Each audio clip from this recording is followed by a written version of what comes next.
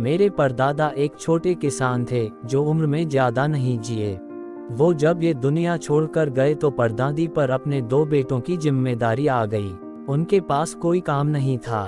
अपने बच्चों के भविष्य की खातिर वो पास के शहर में रहने चली गईं। जीवन आसान नहीं था। उन्होंने लोगों के घर में काम करना शुरू किया। इतना करके भी वो अपने एक बच्चे को ही पढ़ने के लिए स्कूल भेज पाती थीं।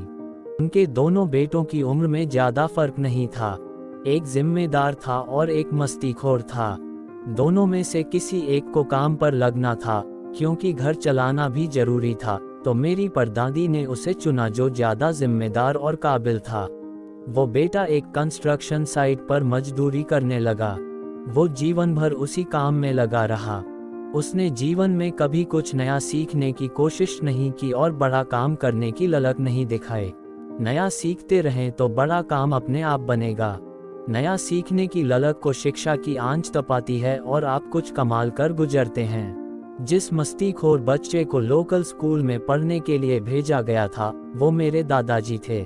कम जिम्मेदार होने के बावजूद उन्होंने स्कूल की पढ़ाई पूरी की और बड़े होकर पुलिस अफसर बने। अपने भाई के मुकाबले 1 दशक देर से काम शुरू करने के बावजूद मेरे दादाजी की तनख्वाह कहीं ज्यादा थी। यह मेरे दादाजी की एजुकेशन और शानदार करियर ही था जिसने मेरे पिताजी को पढ़ने के लिए प्रेरित किया। फिर यही चीज़ मुझ तक पहुंची और मैं अपना पैशन फॉलो कर पाया। मेरे पिताजी बस ये चाहते थे कि मैं क्रिकेट खेलना बंद करूं और अपनी पढ़ाई पर ध्यान लगाऊं। मैं अच्छा क्रिकेट खेलता था। वो चाहते थे मुझे पढ़ाई के प्रति गंभीर हो जाना चाहिए। वैसे मुझे जल्द ही एहसास हो गया था कि क्रिकेट में मेरा भविष्य है ही नहीं। मुझे लगता था कि मैं भारत में अधिकतम फर्स्ट क्लास क्रिकेट खेल पाऊंगा, इससे ज़्यादा गुंजाइश नहीं है। मेरी पढ़ाई भी औसत थी। मैं हैदराबाद में ही रहना चाहता था और इकोनॉमिक्स पढ़ना चाहता था। बैंक में नौकरी पाना मुझे मेरी रेंज नज़र आती थी। यही मेरी महत्वाकांक्षा थी। पिताजी ने कहा, तुम कर क्या रहे हो? तुम्हें इस जगह से निकलना ही होगा। उन्होंने मुझे वाकई धक्का देकर घर से निकाला और इंजीनियरिंग के लिए भेजा। मेरे पिता बेहद अलग इंसान रहे।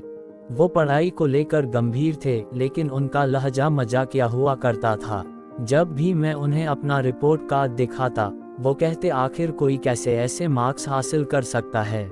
जाहिर है वो मेरे बुरे मार्क्स की बात किया करते थे, लेकिन उनका कहने का तरीका इतना प्यार भरा होता था कि मुझे उनके कहे का कभी बुरा नहीं लगता था। मेरे दादाजी को जो मौका मिला उससे उनकी पीढ़ियों पर असर हुआ। मेरी यह कहानी बताती है कि टैलेंट तो हर जगह है, लेकिन मौके नहीं हैं। अब माइक्रोसॉफ्ट में काम करते वक्त हमारी कोशिश होती है कि हर बच्चे के पास मौका हो। टेक्नोलॉजी ही यह मौका पैदा करेगी, कुछ के लिए नहीं, हर एक के लिए। लेकिन ऐसा कर पाना अकेले टेक्नोलॉजी के बस की बात नहीं है।